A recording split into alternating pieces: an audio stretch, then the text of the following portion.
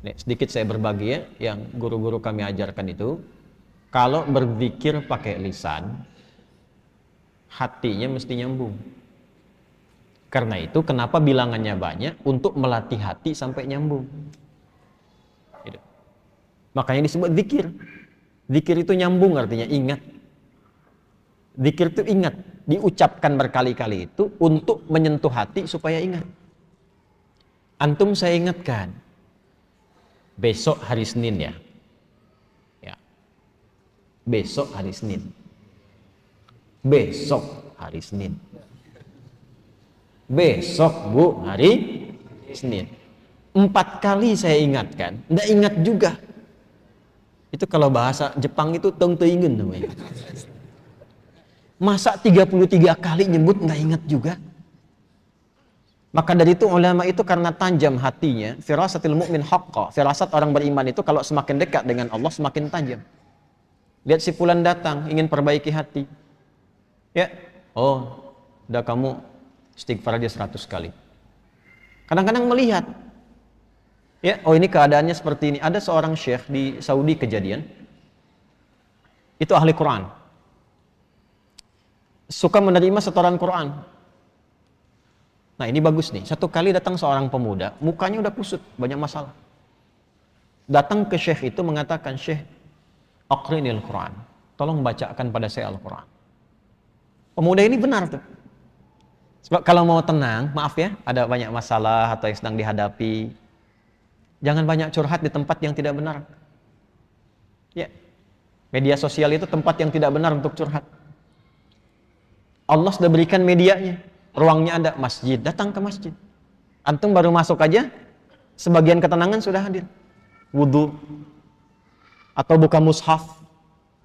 Ya, curhatkan kepada Allah. Innama ashku bathi wa huzni ilallah. Di surat Yusuf kan demikian. Anak ini datang ke masjid, udah benar. Datang ke syekhnya, teh tolong bacakan Al-Quran kepada saya. Ingin tenang. Kata syekhnya, saya sedang nerima murajaah ini dulu. Kamu ambil wudhu, sholat dulu 2 rakaat di situ. Nanti setelah selesai saya bacakan kepada kamu Al-Quran. Ini kisah nyata. Dan dia ikut. Makanya kalau guru katakan, ikut saja sepanjang guru itu thiqah. Jangan banyak tanya. Kalau gurunya thiqah, sanad ilmunya tersambung pada Rasulullah, udah sami'na wa ata'na, bukan sami'na wa nanyaina. Kalau gurunya thiqah, itu thiqah. Makanya di Timur Tengah itu ada kualifikasi, ada ustaz, ada da'i, mubaligh, ada alim, ada mufti, ada qadhi. Kalau mufti sudah ngasih fatwa, jangan ditanya, itu aib.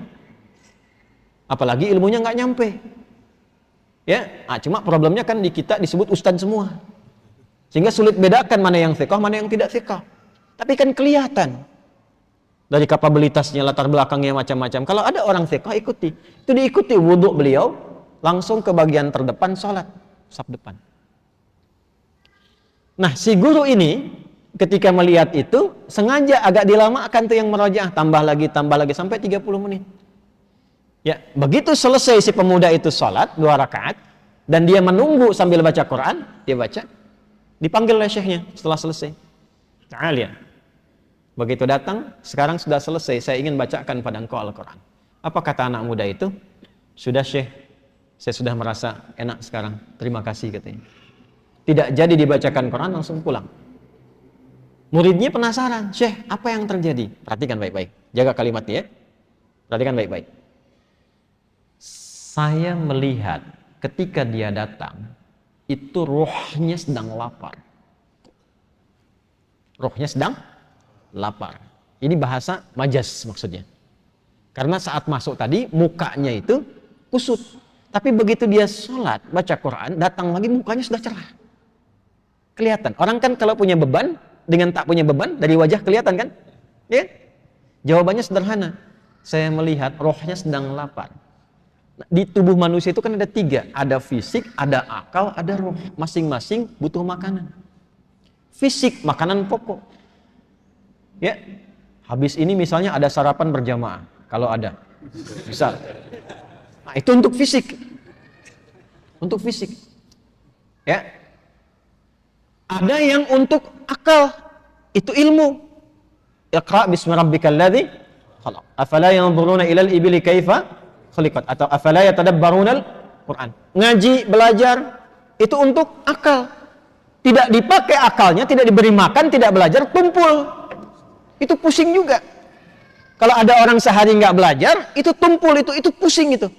Makanya kalaupun tidak belajar, Allah tanamkan di telinga dan matanya supaya mendengar dan melihat, supaya ilmunya terisi. Jadi mendengar itu ada pengetahuan, melihat itu ada ilmu. Anak-anak jangan diperlihatkan yang tak penting, Bu, karena jadi ilmu awal untuk dia. Orang tua bicara kasar, terdengar anak ditiru karena ilmu dari situ. Yang pertama diberi itu pendengaran. Setelah itu tajam penglihatan. Apa yang dilihat, yang didengar, itu yang jadi ilmu. Nah, kita yang sudah baligh menyiapkan waktu ngaji seperti ini. Jadi kalau anak-anak tuh mendengar.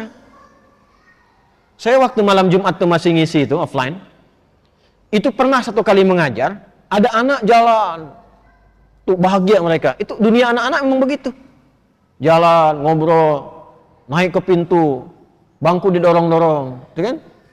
Anak-anak ya, ingat, anak-anak tuh. Itu dunianya nggak apa-apa, nggak apa-apa.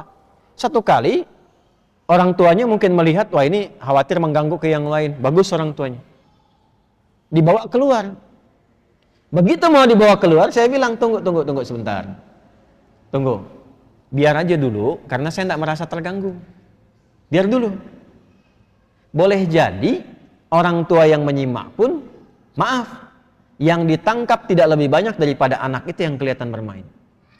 Saya tanya anaknya, dia mampu mengulang apa yang saya sampaikan. Yang bapaknya belum tentu bisa. Dari situ masuk ya tuh. Ilmu masuk dari situ. Nah, seperti halnya fisik butuh makanan, akal butuh makanan, ini roh pun butuh makanan. Karena roh itu sumbernya dari Allah, hanya Allah yang tahu. Allah yang siapkan menunya. Kalau akal sekarang bebas milih, karena universal, Allah tebarkan umum. Makanya jangankan yang muslim, yang non-muslim pun bisa belajar, bisa pintar juga.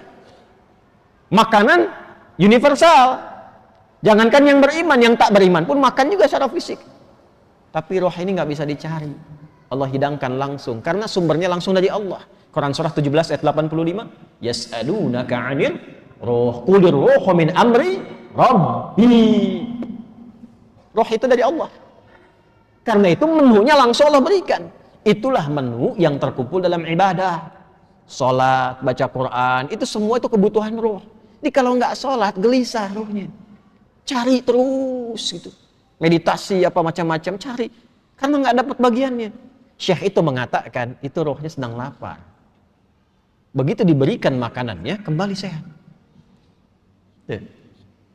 Demikian.